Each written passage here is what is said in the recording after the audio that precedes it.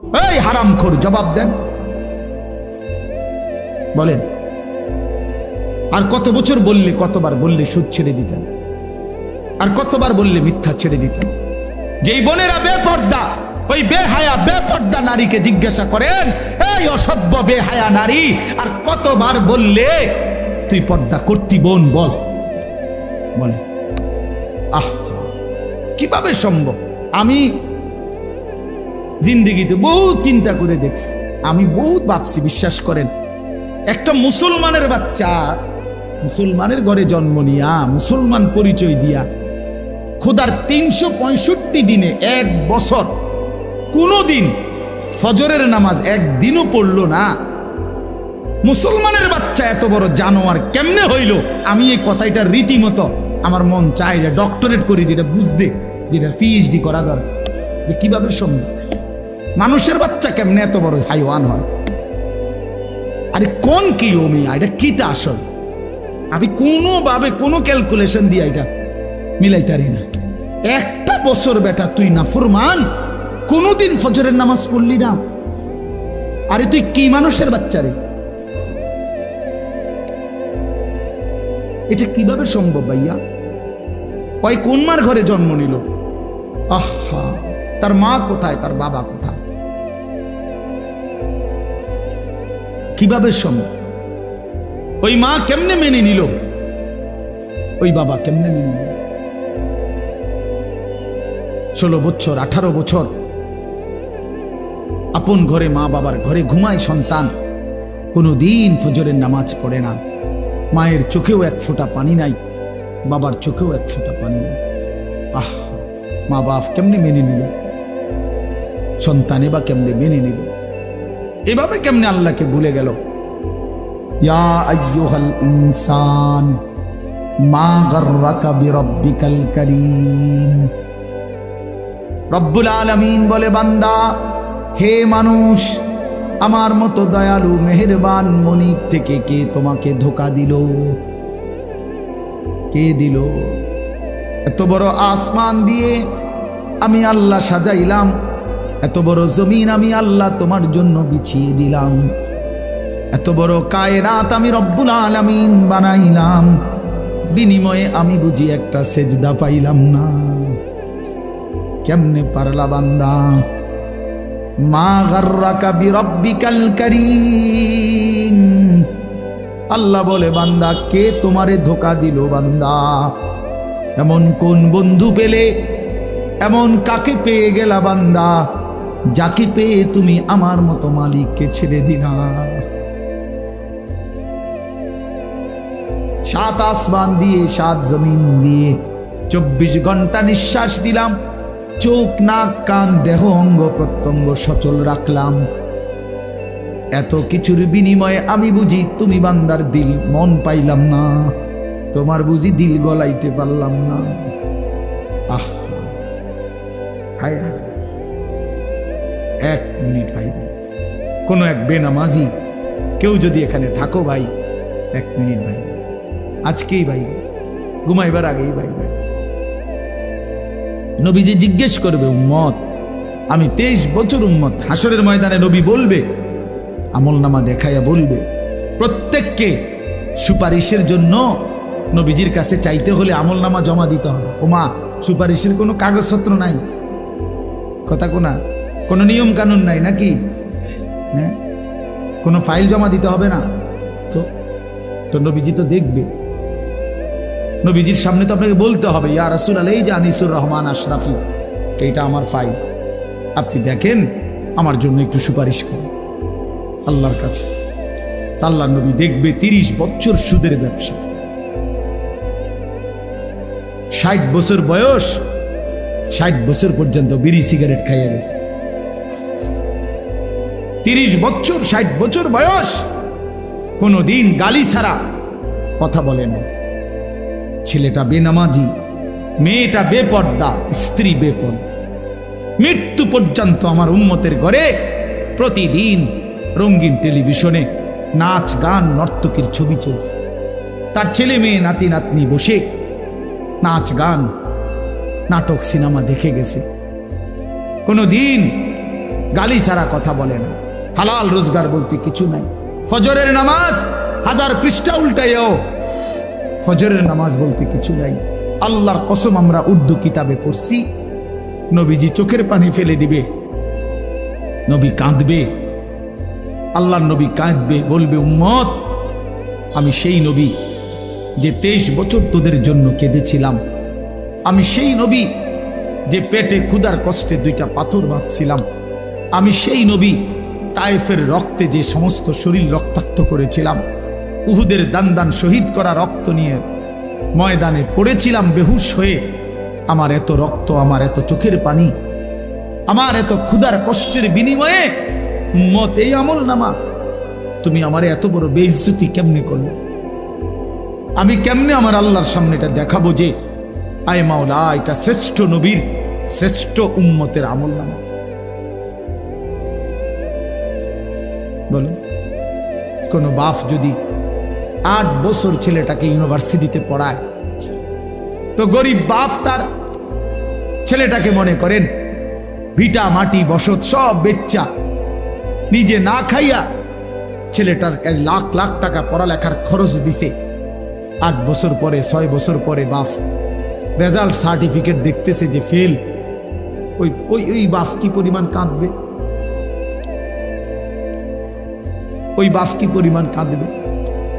ওই বাপ বলবে না যে বাপ আমি তোরে মানুষ করার জন্য, তোর পড়ালেখার খরচ দেওয়ার জন্য ভিটাটা বেচা ফেলছি, মাটিটা বিক্রি করে ফেলছি, আমি জীবনে কোনো সুখের নাগাল পাই নাই। এই বছরও ভাই, এই গত হজ্জেও এক জিদ্দা থাকে এক প্রবাসী ভাই, আমি তো হজ উমরার সফরে গেলে প্রবাসীদের রুমে রুমে যাই, আমি আজ 32 বছর সৌদি আরব জিদ্দায় পড়ে আছি, কেউ 18 বছর, কেউ 16 বছর। জীবনের এই সুখের সময়টা যারা কাটাইছে বিদেশের জমিনে, যৌবনের পুরাটা টাইম শেষ করে দিছে বাপ, বিনিময়ে সেই বাপ যখন দেখে তার ছেলেটা ফেল, তখন সে বলবে বাপ তুই আমার এটা কি দেখাইবি? তুই আমার এতগুলো টাকা, তুই আমার এত বড় বেইজ্জতি কেমনে করলি বাপ? এটা বলবে না? তো নবী সাল্লাল্লাহু আলাইহি সাল্লামও বলবে, খোদার কসম নবীজিও বলবে, আল্লাহর কসম নবীও বলবে যে উম্মত তুমি আমার এত বড় বেইজ্জতি কেমনে করলে? এই জন্য দয়া করে আমি অনুরোধ করছি প্রত্যেকে মেহেরবানি করে একটু জমে কাছাকাছি হয়ে বসলে আপনি বরকত পাবেন। ফাঁকা জায়গা পূরণ করে বসে কথাটা গুরুত্ব দিয়ে শুনেন। আপনি যদি মনে করেন যে একজন আলেমের এই কথাটাই শুনলেন না, তো আপনি যে সামনে কি শুনবেন এটা তো বুঝাই যায়, কথা বুঝছেন না? তাইলে প্রথম কথাই যেহেতু পাত্তা দিলেন না, তো পরের কথা আর কি শুনবেন? আমি তার তো বুঝাই যায়, ডগ দেখেই তো বোঝা যায় যে কি হবে সব। এই জন্য দয়া করে জমে বসলে ভালো।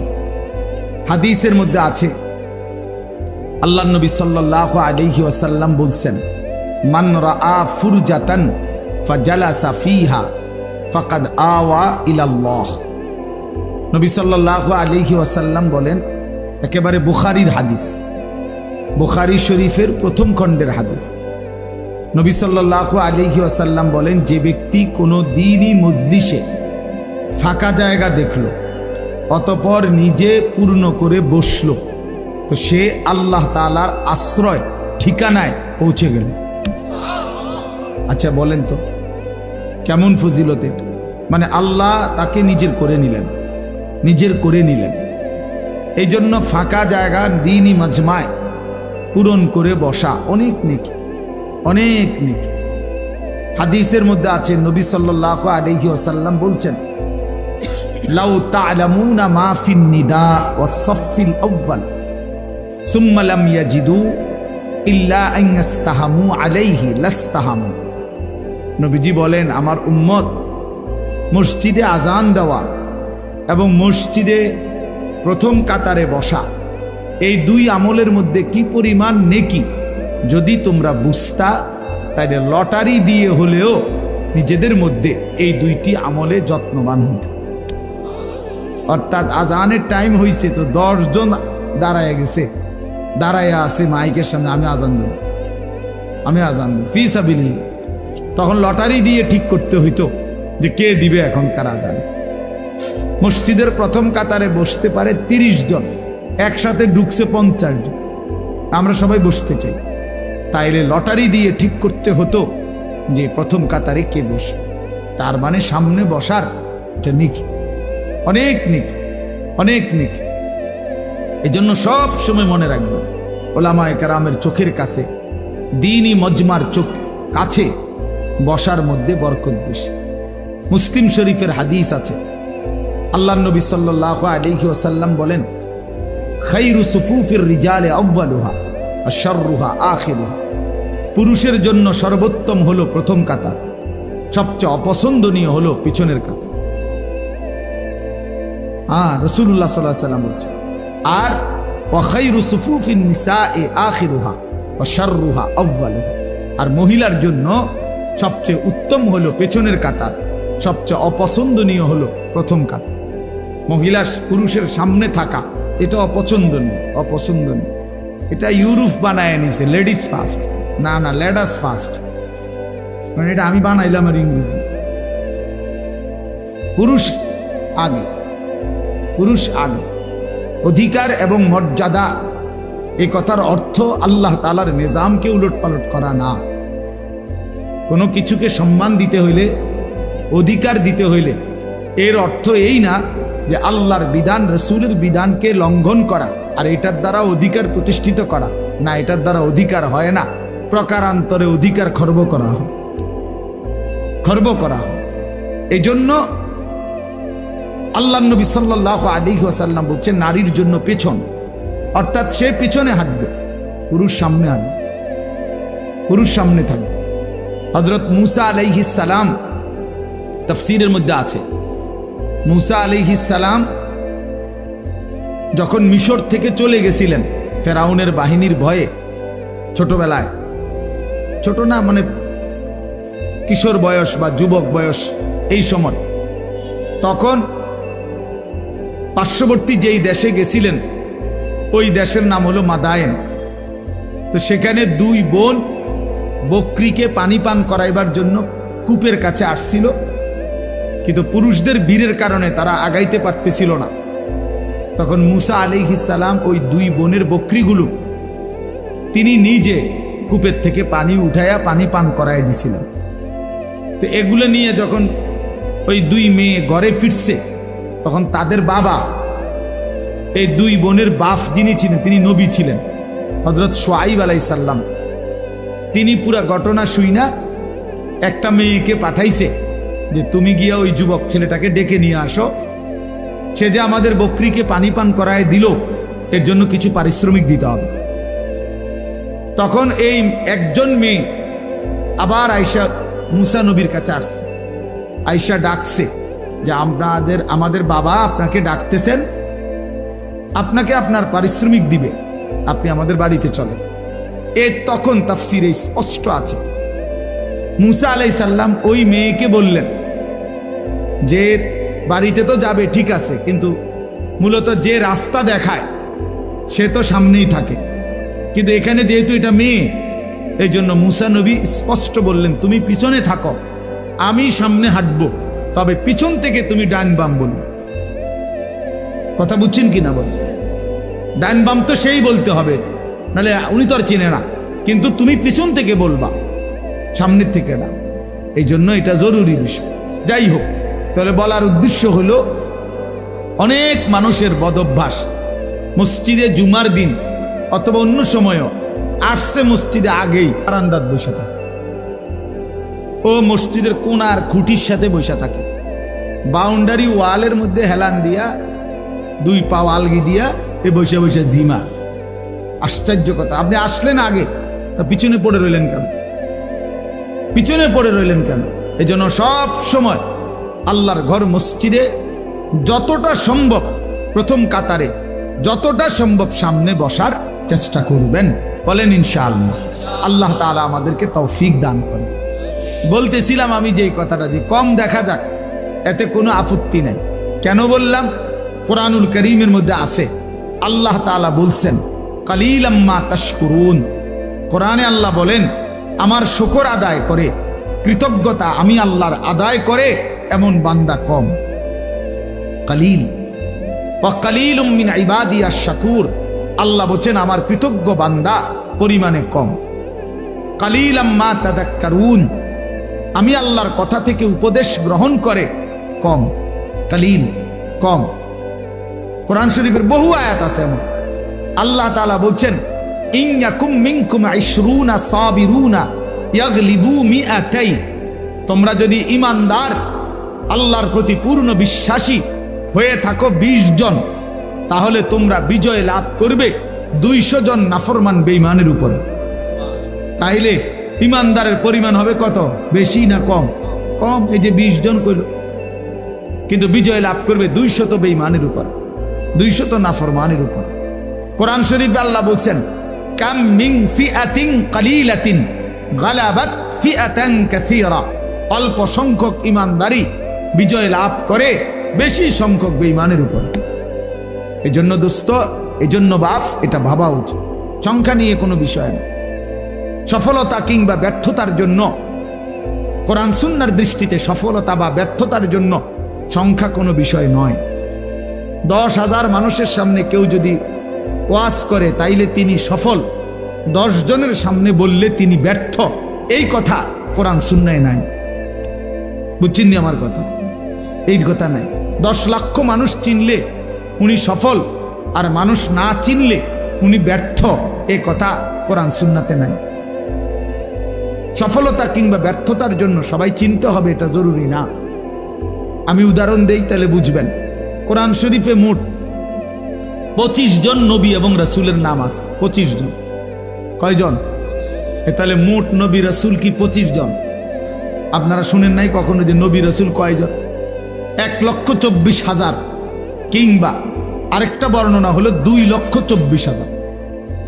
তাহলে 1,24,000 নবী এবং রাসূল, 2,24,000 নবী এবং রাসূল, অথবা তাহলে কোরআন শরীফে নাম উল্লেখ করা হয়েছে মাত্র 25 জনের। তো বাকিদের নাম পৃথিবীর কেউ জানে না, কোরআনে নাই। অন্যান্য কিতাবাদি খুঁজলে আরো কিছু নবী রাসূলের নাম পাওয়া যাবে, তো নয়তো আরো 100। তো ধরে নিলাম, মনে করেন 100 জন নবী রাসূলের নাম পাইলাম খুঁজা, তাহলে বাকি যে নবী রাসূলদের নাম কেউ জানে না পৃথিবীতে, কোনো কিতাবে নাই, তাহলে ওনারা ব্যর্থ। কথা বলেন না কেন? এটা বুঝতে হবে। এটা আখিরাতের হিসাব, এটা পরকালের হিসাব। আচ্ছা, আমাদের প্রিয় নবী সাল্লাল্লাহু আলাইহি ওয়াসাল্লাম তিনি যখন বিদায় হজ্জে আরাফাতের ময়দানে, নবীজির নিজে যে বছর হজ করছেন সেই বছর হজ্জের ময়দানে নবীজি ভাষণ দিয়েছিলেন 1,25,000, প্রায় 1.25 লাখ সাহাবীর সামনে। 1,25,000 যদি সাহাবী ওই আরাফাতের মাঠে হজ্জের মধ্যে নবীজির সামনে থাকে, তাহলে বাড়িঘরে আরো আছে। সবাই তো আর একবারে গেছে গানা হজে, বাচ্চা কাচ্চা, নারী, বৃদ্ধ, দুর্বল, এরকম আছে না আরো, তো ওনারা বাদ দেন। এই 1,25,000ই ধরেন। এই 1,25,000 সাহাবীর মধ্যে সারা পৃথিবীর সমস্ত কিতাব একত্র করলেও 5,000 সাহাবীর নাম খুঁজে পাওয়া যাবে না, 2,000 সাহাবীর নাম খুঁজে পাওয়া যাবে না। অল্প কিছু সাহাবীর নাম পৃথিবীতে আছে, মানে কিতাবে আছে, উল্লেখ আছে। তাইলে আপনি ধরেন একেবারে 5,000-এর নাম পাওয়া গেল, ধরে নিলাম কথার কথা, তাহলে 5,000 সাহাবীর নামও যদি খুঁজে পাওয়া যায়, তাহলে তো শুধু হজ্জের ময়দানের ওই 1,20,000 সাহাবীর নাম পৃথিবীর কেউ জানে না, তো ওনারা ব্যর্থ। এইটা আমরা মনে রাখতে হবে, এটা খুব জরুরি বিষয়। এক তো আখিরাতের মুআমালা, আরেকটা হলো দুনিয়ার, আপনাদের দুনিয়ার হিসাব। দুনিয়ার হিসাবে জনপ্রিয়তা, খ্যাতি, এটা একটা বিষয় অনেকে ভাবতে পারে, কিন্তু আখিরাতের দৃষ্টিতে জনপ্রিয়তা অথবা অপরিচিতি এটা কোনো বিষয় না। বিষয় হলো আল্লাহ তাআলা গ্রহণ করলেন কিনা, গ্রহণ করলেন কিনা। আমারে 10 লক্ষ মানুষ চিনে, কিন্তু আল্লাহ তাআলা গ্রহণ করে নাই, তো 2 পয়সার কোনো মূল্য নেই, 2 পয়সার মূল্য নেই। হ্যাঁ, আমারে 50 লক্ষ মানুষ চিনে, তো এতে করে আমার কবরের আযাব মাফ? 1 কোটি মানুষ চিনে আমারে, কবরের আযাব মাফ আমার? না বন্ধু, না বাপ, এটা বুঝতে হবে। আখিরাতের বিবেচনা, আখিরাতের মুআমালা, পরকালের হিসাবে সফলতা কিংবা ব্যর্থতা হচ্ছে আল্লাহ তাআলার গোলামির মধ্যে। আল্লাহ